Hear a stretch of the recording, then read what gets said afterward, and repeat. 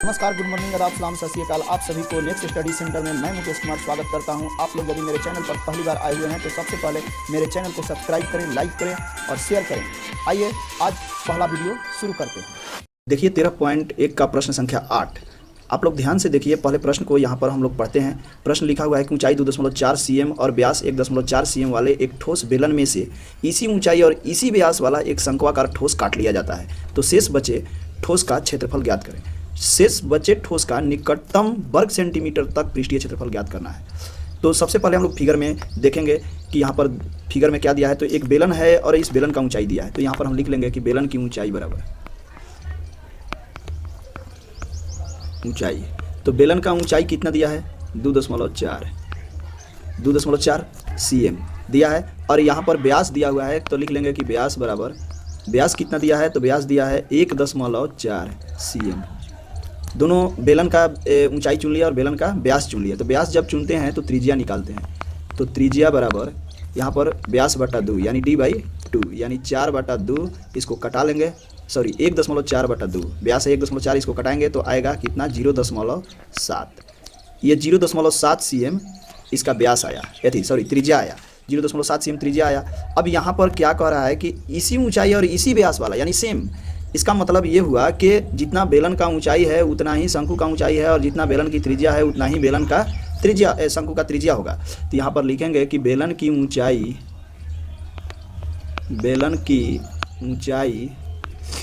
और त्रिज्या शंकु के त्रिज्या बराबर शंकु के ऊंचाई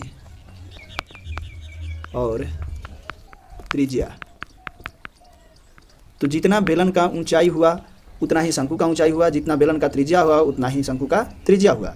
तो अब प्रश्न में क्या पूछ रहा था, तो प्रश्न को फिर से एक बार देख लेते हैं कि यहाँ पर प्रश्न में पूछ रहा है कि उसी व्यास और उसी ऊंचाई वाला एक शंक्वाकार खोल काट लिया जाता है, तो शेष बचे ठोस का निकटतम वर्ग सेंटीमीटर तक पृष्ठीय क्षेत्रफल।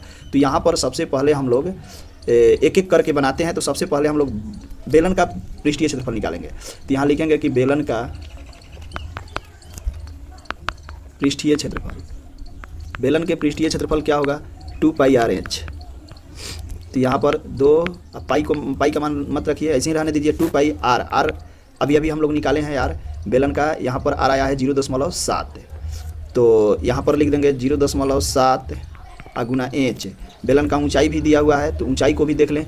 ऊंचाई कितना हम चुने हुए हैं? ऊंचाई चुने हैं 2.4, तो 2.4 यहाँ पर हम लोग लिख देंगे 2.4। अब यहाँ से देखिए, इसको गुना करके या इसी तरह छोड़ देंगे। गुना क्या करना है, या गुना भी कर लें तो कोई दिक्कत नहीं है। देखिए 7 दूनी 14, 14 24 में गुना करिए, 14 चौका 56, 14 दूनी 28, 5 8 5 13 33 यानी 3.36 पाई। ये आया बेलन का पृष्ठीय क्षेत्रफल। अब निकालेंगे शंकु के पृष्ठीय क्षेत्रफल। तो शंकु का पृष्ठीय क्षेत्रफल होता है πr/l। अब एक चीज़, यहाँ पर तो हम लोग πr/l निकालने चल रहे हैं, लेकिन l तो दिया नहीं है। तो यहाँ पर सबसे पहले हम लोग क्या करेंगे? पहले l निकालेंगे। l दिया नहीं है क्योंकि शंकु के पृष्ठीय क्षेत्रफल में l की जरूरत पड़ती है। तो सबसे पहले हम लोग यहाँ पर l निकालेंगे। तो l निकालने के लिए l बराबर, ये पाइथागोरस प्रमेय से h² + r²।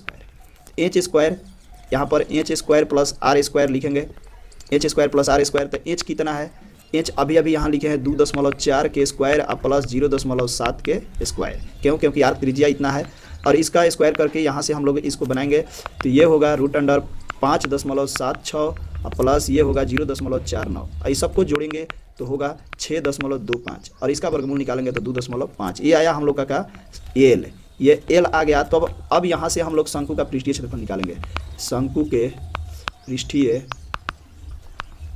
क्षेत्रफल, तो शंकु के पृष्ठीय क्षेत्रफल होता है πr/l। तो πr/l, तो पाई का वहाँ पर मान नहीं रखें, यहाँ भी ना रखेंगे। r दिया हुआ है 0.7 गुना l अभी आया है 2.5। इसको गुना कर लेंगे तो होगा 1.75 पाई, 25 7 75, 175। तो 1.75 पाई आ गया, ये शंकु का पृष्ठीय क्षेत्रफल। और एक बात और ध्यान देने वाली है कि ये जो शंकु बना है, ये फिगर में आप ध्यान से देखिए, यहाँ पर फिगर में कि ये शंकु को उसी भाग से काटा गया, तो यहाँ पर आधार का भी क्षेत्रफल निकालना पड़ेगा, नहीं तो आपका आंसर भी यहाँ पर नहीं आने वाला है। तो यहाँ पर हम लोग क्या करेंगे कि आधार का क्षेत्रफल निकालेंगे। तो आधार का क्षेत्रफल यहाँ लिखेंगे कि आधार का क्षेत्रफल क्यों? क्योंकि शंकु के जो ये फिगर है ऊपर से देखिए गोलाकार काटा हुआ है, तो आधार का क्षेत्रफल होता है पाई आर स्क्वायर। तो यहाँ भी पाई का मान मत रखें और 0.7 गुना 0.7 ये आर है, इसको रख के गुना कर लें तो आएगा 0.49 पाई। अब हम लोग से यहाँ क्या पूछा है कि कुल क्षेत्रफल बताइए, ठोस का क्षेत्रफल बताएं। तो यहाँ पर हम लोग लिखेंगे कि ठोस का क्षेत्रफल बराबर ठोस का क्षेत्रफल। तो ठोस के क्षेत्रफल निकालने चल रहे हैं तो तीनों के क्षेत्रफल को जोड़ देंगे। बेलन का क्षेत्रफल कितना आया है, तो बेलन का क्षेत्रफल सबसे पहले यहाँ से देख ले रहे हैं। बेलन का क्षेत्रफल कितना था 3.36 पाई और शंकु का है 1.75 पाई। तो यहाँ पर हम लोग लिखेंगे 3.36 पाई प्लस शंकु का क्षेत्रफल है 1.75 पाई प्लस वृत्त का जो आधार का क्षेत्रफल है ये है 0.49 पाई। इन सबको आपस में जोड़ लेंगे, को जोड़कर देखेंगे और फिर पाई का मान रख लेंगे। पहले हम लोग पाई कॉमन ले लेते हैं, पाई यहाँ पर कॉमन ले लेंगे, बाद में जोड़ेंगे। यहाँ पर बचा क्या 3.36 प्लस 1.75 प्लस 0.49 और यहाँ पर अब पाई का मान रख लेंगे 22/7 और गुना इसको जोड़कर निकालिए। इस सबको जोड़ा जाए तो 6 और 5 11, 11 9 20 के 0 हासिल 2, 4 और 7 11, 11 और 3 14, 14 2 16 के 6 हासिल 1, 3 1 4, 4 1 5 यानी 5.6। ये कट जाएगा 7 8 56 यानी 0.80। ये जीरो का कोई वैल्यू नहीं, 0.8 बार में कट गया और 22 में 8 ले गुना कर दीजिए। 22 8 8 दूनी 16 1 17 176, एक अंक के बाद दशमलव। यहाँ हो गया आपका आंसर। ये हुआ आप आज का, ये आपका आंसर हो गया। तो यहाँ पर जो हम लोग से ये प्रश्न पूछ रहा था कि इस प्रश्न में कि ठोस का पृष्ठीय क्षेत्रफल ज्ञात करें, इस प्रश्न को देख लीजिए और इसमें देखिए लिखा हुआ है कि शेष ठोस का वर्ग सेंटीमीटर में पृष्ठीय क्षेत्रफल ज्ञात कीजिए। तो यहाँ पर हम लोग का आंसर भी आ चुका है। तो इस तरह हम लोग इस प्रश्न को हल किए। लगभग आपको यहाँ पर लगभग 18 cm भी दिया होगा, 18 cm स्क्वायर लगभग आंसर दिया होगा, लगभग में लगभग। तो यदि वीडियो पसंद आई है तो लाइक शेयर बनता है, ज़रूर करें और यदि आप चैनल को सब्सक्राइब नहीं किए हैं तो सब्सक्राइब करें। थैंक यू, धन्यवाद। मिलते हैं नेक्स्ट वीडियो में।